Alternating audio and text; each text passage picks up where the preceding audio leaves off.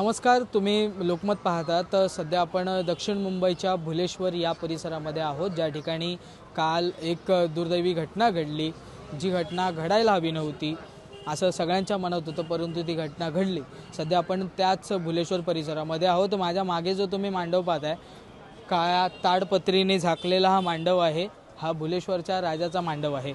याच ठिकाणी गेली 62 वर्ष भुलेश्वरच्या राजाचा आगमन सोहळा, त्याच्यानंतर भुलेश्वरची राजाची मनोभावी सेवा ही या सर्व गणेश भक्तांकडनं जी ती केली जाते। परंतु काल एक घटना घडली, ती या मार्गावरती घडली। आपण हा गिरगाववरून येणारा मार्ग आहे आणि या मार्गावरून गणपती बाप्पा जो आहे तो मार्गस्थ होत होता मांडवाकडे येण्यासाठी इकडनं मूर्ती येत होती।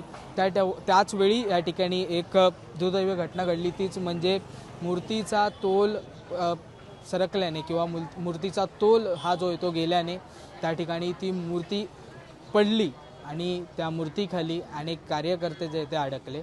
त्यापैकी म्हणजे एकूण 6 कार्यकर्ते अडकले अशी प्राथमिक माहिती जी आहे ती आतापर्यंत समोर आलेली आहे। त्यापैकी 2 कार्यकर्त्यांचा जो आहे तो दुर्दैवी या संपूर्ण घटनेमध्ये मृत्यू झालेला आहे।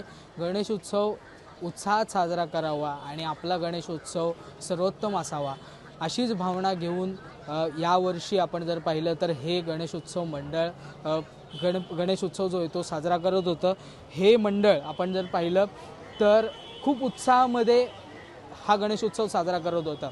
22 फुटांची ही मूर्ती असल्याची आत्तापर्यंत माहिती आहे आणि सुसज्ज अशी अत्यंत सुंदर मूर्ती होती। प्रत्येकाचं लक्ष वेधून घेणारी ही मूर्ती होती। जेव्हापासून ही मूर्ती वर्कशॉपच्या बाहेर निघाली तेव्हापासूनच प्रत्येकाचं लक्ष जी ती वेधत होती। त्यानंतर भायखळा मार्गी ही गिरगावमध्ये आणण्यात आली आणि त्याच्यानंतर या भुलेश्वर या परिसरामध्ये आणत असताना या मूर्तीचा तोल गेला आणि या मूर्तीखाली अनेक गणेश भक्त जे ते अडकले। त्यातील 2 जणांचा मृत्यू झाला। ती 2 जण कोण तर हे मुख्य कार्यकर्ते होते। जी प्राथमिक माहिती मिळाली आहे त्यानुसार संकेत नेवसे हे भुलेश्वर राजा सार्वजनिक गणेश उत्सव मंडळ या मंडळाचे अध्यक्ष होते। यंदाचं हे त्यांचं अध्यक्षपदाचं पहिलंच वर्ष होतं। गणेशोत्सव हा फार मोठ्या उत्साहामध्ये साजरा करावा हा अट्टास होता आणि ही जिद्द घेऊन हा गणेश उत्सव जो आहे तो साजरा करणार होते सर्व कार्यकर्ते।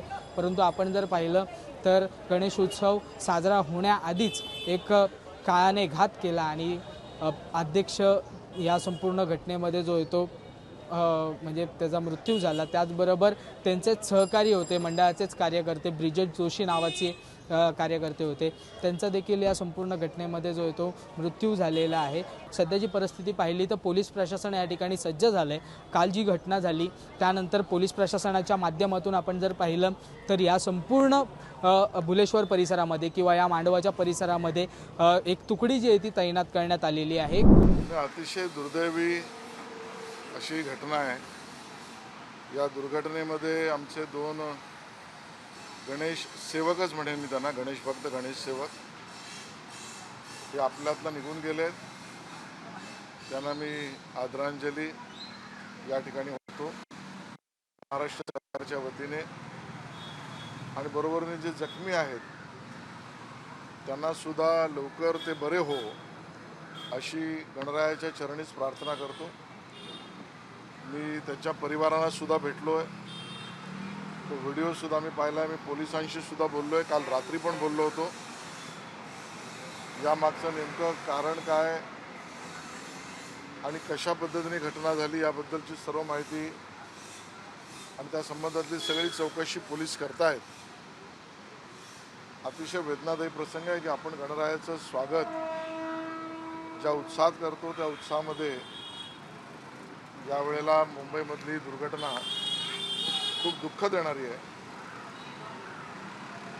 झालेली हानी भरून निघणारी नाहीच, गेलेल्या मनुष्याचा जीवही परत येणार नाही, पण या परिवाराच्या बरोबर सातत्याने उभं राहू आणि जी काही मदत सरकारी असेल ती संपूर्णतः करण्याची आणि चौकशीची भूमिका सरकारची आहे।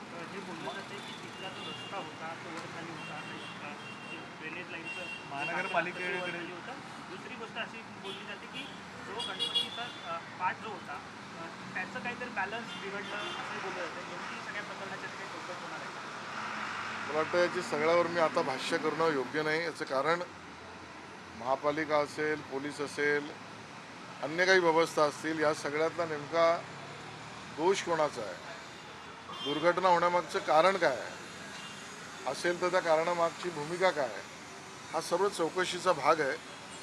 पोलीस काम करतायत, पोलिसांना काम करू द्या आणि मग या सगळ्या गोष्टी स्पष्ट होतील.